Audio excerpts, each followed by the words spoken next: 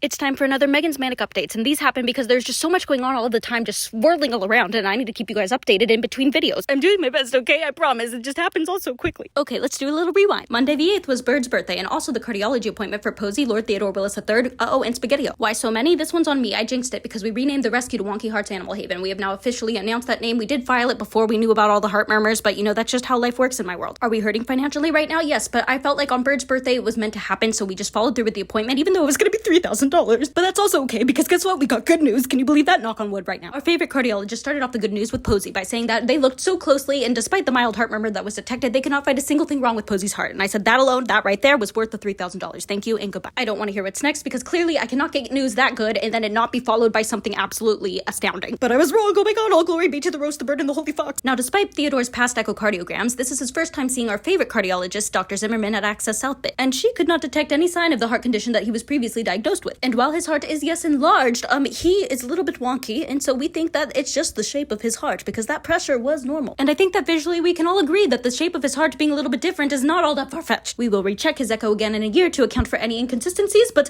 Theodore Willis, oh my god. And then we move on to and Spaghettio. And guess what? Even though they had grade 5 heart murmurs, it was nothing to be worried about. Isn't that so silly? And that is an incredibly important piece of information to know, that even if they have a very significant heart murmur, it might be nothing to worry about at all. So while we want to be precautious, don't let that diagnosis scare you. The specialty bills, however, are another definition of terror. And Spaghettio both have tiny little holes in their heart that is very unlikely to cause any trouble in the future. Unlike in people, when those holes are normally in the muscle, those can close on their own. But in cats, it is typically in the tendon, and those are not going to close on their own. But that's no big deal, because again, the pressure was normal. That's just the placement of this hole is what caused their heart murmurs to be so giganto, even though the problem was not so giganto. This is why it is so important to acknowledge that every diagnosis is individual to each and every cat, and one thing does not mean the other for every single case. Which is why I like to try not to panic when receiving big news. We just gotta karate chop it a little bit harder. You can do it. I believe in you.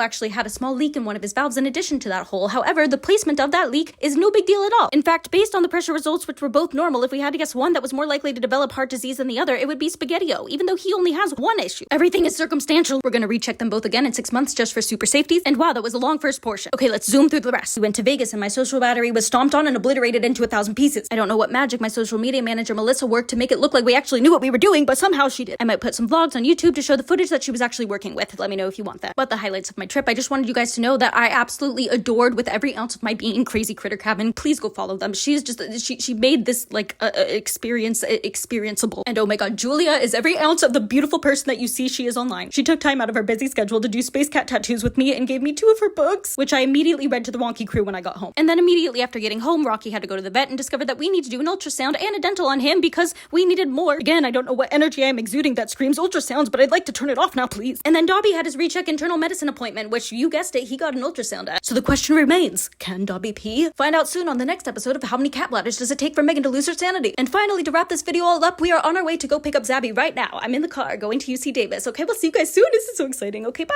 Don't worry, this will be followed by individual updates and also the intake protocol for all of our neurological cases that I told you guys you were going to get. So you're going to get it. Just let me take a nap first, okay?